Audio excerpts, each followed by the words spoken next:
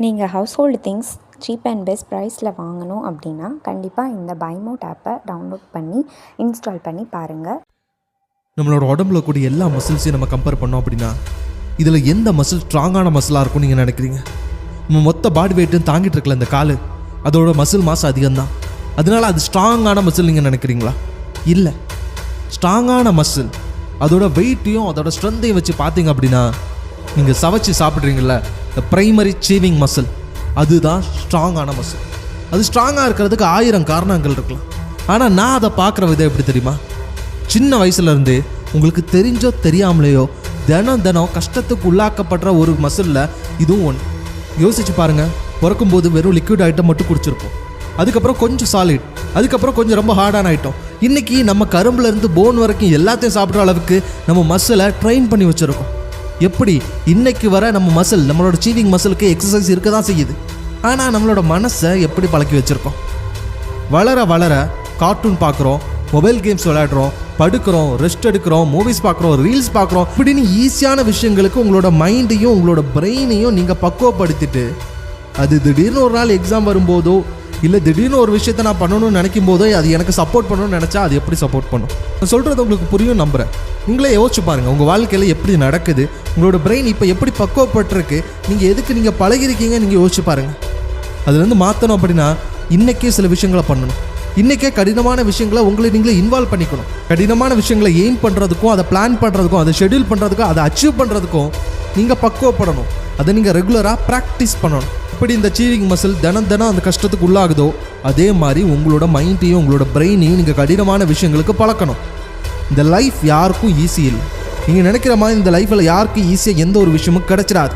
கஷ்டங்களை அனுபவித்து கஷ்டங்களை கடந்து வந்து தான் ஒரு விஷயத்தை அடைய முடியும், ஒரு விஷயத்தை சாதிக்க முடியும்.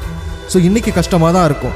இந்த கஷ்டத்தை நீங்கள் பார்த்து பயந்து பின்வாங்கி ஓடிட்டீங்க அப்படின்னா நீங்கள் ஆசைப்பட்ட விஷயத்தை இன்னொருத்த சாதிப்போம், நீங்கள் ஆசைப்பட்ட வாழ்க்கை இன்னொருத்த வாழ்வான், நீங்கள் ஆசைப்பட்ட விஷயத்தை இன்னொருத்த நிறைவேற்றி காட்டுவான்.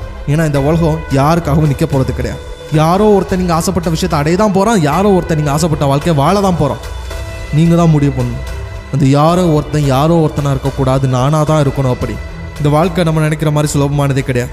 இந்த வாழ்க்கை ரொம்ப கஷ்டமான விஷயம். நீங்கள் யாருக்கிட்ட போய் கேட்டாலும் அவங்களோட பதிலில் எந்த மாற்றமும் இருக்காது. அது கஷ்டம்தான் அப்படின்னு ஒரே வார்த்தையில் எல்லாரும் சொல்லுவாங்க. ஏன்னா அதுதான் உண்மை. நம்ம தான் அதில் போட்டி போட கற்றுக்கணும். இங்கே வாழ்க்கையோட காம்படிஷன் எல்லா நேரத்தில் அன்ஃபேராக தான் இருக்கும். சில நேரத்தில் உன்னோட ஸ்கில்லான ஒரு காம்படிட்டர் கூட நீ போட்டி போட வேண்டியது வரும். சில நேரத்தில் உன்னை விட சர்க்கம்ஸ்டன்ஸில் சிறந்த ஒரு ஆள் கூட நீ போட்டி போட வேண்டியது வரும். ஏன்னா அப்படி தான் போட்டி போட்டு இந்த உலகத்தில் ஜெயிக்க முடியும். இதுதான் மெச்சூரிட்டி. ஒரு விஷயத்தில் எனக்கு அது கிடைக்கல, இது கிடைக்கல, அது இருந்தால் பண்ணியிருப்பேன், இது இருந்தால் ஜெயிச்சிருப்பேன், அப்படி இருந்தால் வாழ்ந்திருப்பேன் அப்படின்னு சும்மா எக்ஸ்கியூஸ் சொல்கிறத விட்டுட்டு உண்மையிலே என்கிட்ட என்ன தப்பு இருக்கு, நான் எதை செய்யணும், நான் இன்றைக்கி எதாவது தப்பு பண்ணுறேன்னா, நான் செய்ய வேண்டிய விஷயங்களை செய்யாமல் விடுறேன்னா, இதனால தான் என் வாழ்க்கை இப்படி இருக்குதா அப்படின்னு ஓ மேலே என்ன லேக்காக இருக்கோ அதை நீ பிடிச்சி உனக்கான இம்ப்ரூவ்மெண்ட் எனக்கு கொடுக்குறியோ அப்போ தான் நீ ஜெயிக்கிற. எனக்கு புரியுது. உங்கள் வாழ்க்கையில் உங்களுக்கு பிரச்சனைகள் மேலே பிரச்சனைகள் வந்துக்கிட்டே இருக்கலாம். ஒரு ப்ராப்ளம் போனால் இன்னொரு ப்ராப்ளம் அடுத்தாலே வந்து நிற்கலாம். இந்த டைமில் நீங்கள் டீமோட்டிவேட்டாக ஃபீல் பண்ணலாம். வாழ்க்கையே முடிஞ்சு போச்சு, இதுக்கு மேலே என்ன இருக்குது, நான் எவ்வளவோ முயற்சி பண்ணி பார்த்துட்டேன், எதுவுமே நடக்கிற மாதிரி இல்லை, அவ்வளோதான் சொல்லி கிவ் அப் பண்ண கூட போகலாம். ஆனால் ஒரு விஷயம் நல்லா புரிஞ்சுக்கோங்க. ஏன் தெரியுமா இவ்வளோ பிரச்சனைகள் உங்களுக்கு வருது? ஏன்னா இது உங்களோட வாழ்க்கை. அவனுக்கு ஒரு பிரச்சனை வரல அப்படின்னா அவனோட வாழ்க்கையில் வரக்கூடிய பிரச்சனையை அவன் ஃபேஸ் பண்ணுவான்.